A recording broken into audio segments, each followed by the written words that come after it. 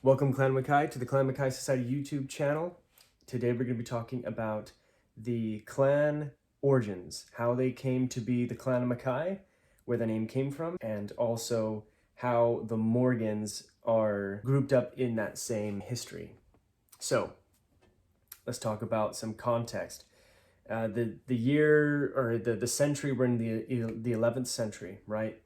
It is the conflict between Duncan I and Macbeth, who will soon be the King of Scotland. There was a family feud, and Duncan thought that his was proper, Macbeth thought that another son was proper, and Macbeth took that line, and there was a battle which Macbeth defeated Duncan and killed him in battle. And that's where our story begins, because through Macbeth's line, we get Lulach, who is the stepson of Macbeth. Lulach had a daughter who married an individual named or as you would read it, Ed. And this individual, by the marriage to Macbeth, was made the Mayor of Moray, or in the Saxon translation, the Earl of Moray. The rebellions took place once Macbeth had been killed. Lulach tried to fight back. His son tried to fight back. But was not, either didn't want to fight back, didn't believe in the conflict, we don't know, but it seems like he was in good graces with the king because he witnessed a charter of David I. So the fighting stopped at for a second. However, he had a son, and his son was named Ernest, or Angus. And this individual took up the sword and fought against the King of Scots, David, because he felt that the line of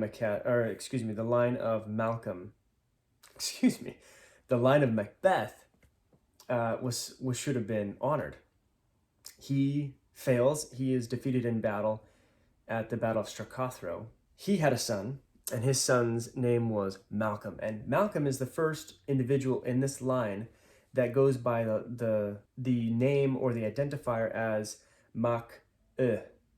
This individual was again the Mayor of Moray.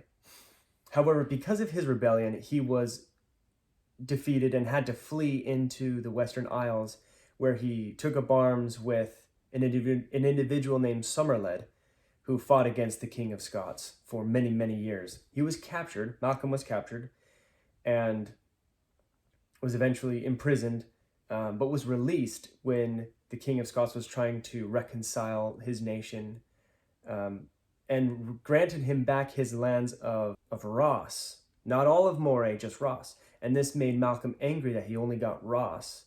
So he went again to war with the King of Scots and was defeated alongside with his son. He was blinded and had to flee into exile.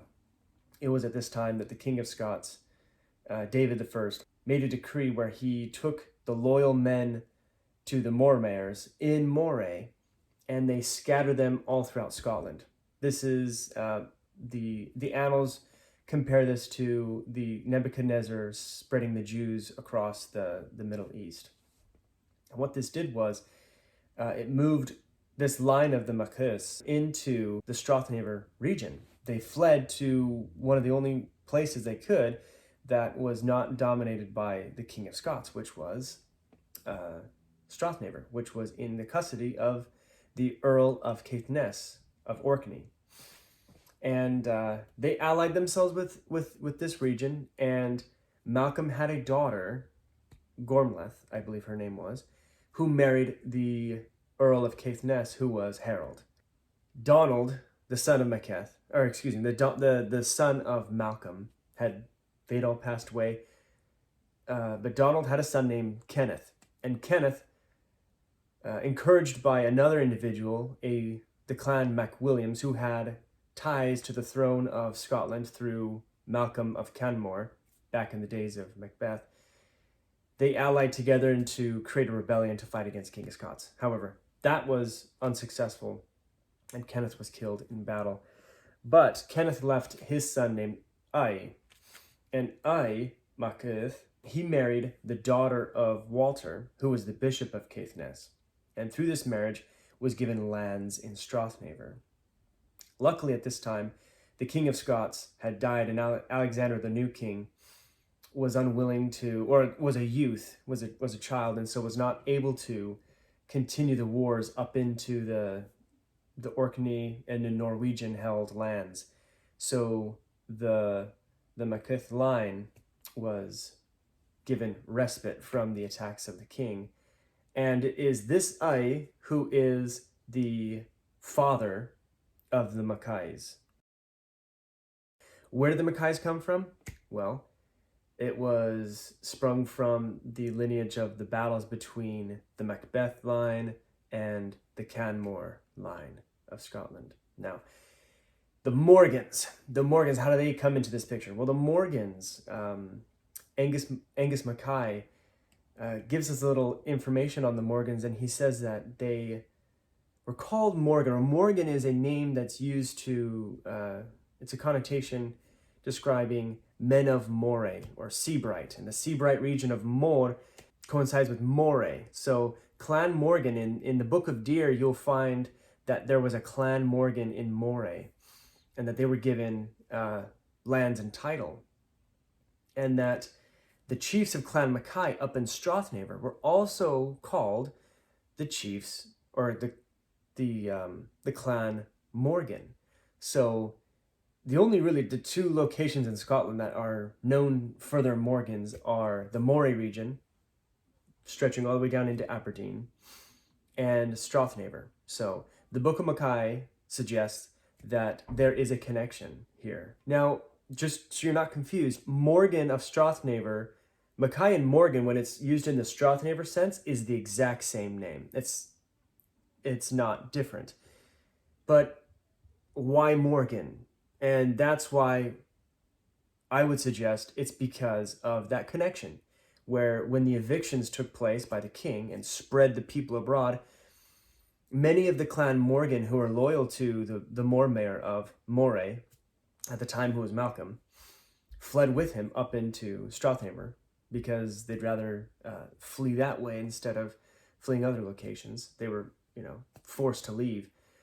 Let's hear from Chris Mackay, who was able to find a lot of information in Moray about the connections of the Mackays. He's got a lot of good things to say, so let's check it out.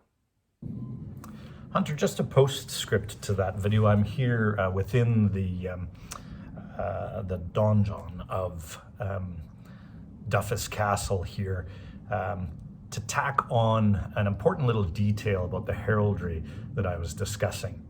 I talked about how the ancient kingdom of Murray had the blue shield with the 3 white stars, and how the clan of Murray, the chiefs of Murray, ended up adopting that as their own. As, for example, that Flemish Lord Freskin who is here, his son took on the surname de Moravia, basically of Murray. And that title became the family name of the chiefs in later generations. So that chiefly line took the arms of the Kingdom of Murray as their own. The Sutherlands, as you'll see, also bear these stars.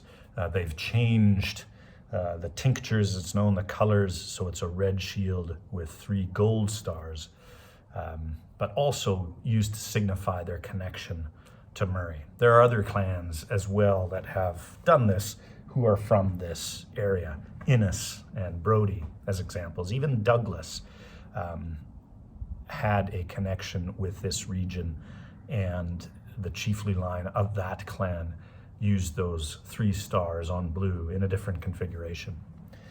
But we can see, however, with our own chiefs, that it was important for them to maintain this connection with Murray, this historical, even after they moved into the north, into Strathnaver, their historical connection and their roots here. And they did that by using heraldry to make that connection. What they did is reverse the colors of the Kingdom of Murray as a way of differencing them, because no 2 coats of arms can be the same. So we have the blue stars on a silver shield. And in the chief, or in the top, they placed an open hand.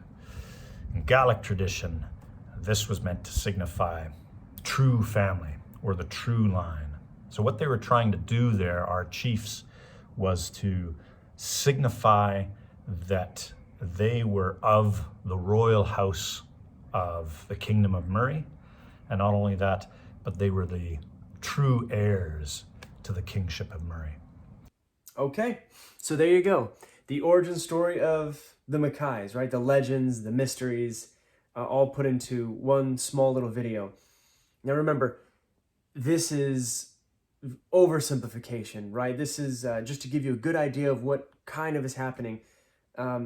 We highly suggest that you become a member of the Clan Mackay Society, where you'll be able to see more in-depth videos of the archaeological considerations, the ancient history of Claudius Ptolemy and his geography of Scotland, and how that might play into us as a clan. So become a member, and hopefully we'll see you in the members exclusive videos, where you can see this same content, but much more detailed. So we hope to see you next time, and we hope you enjoyed it. That's all we've got. Goodbye.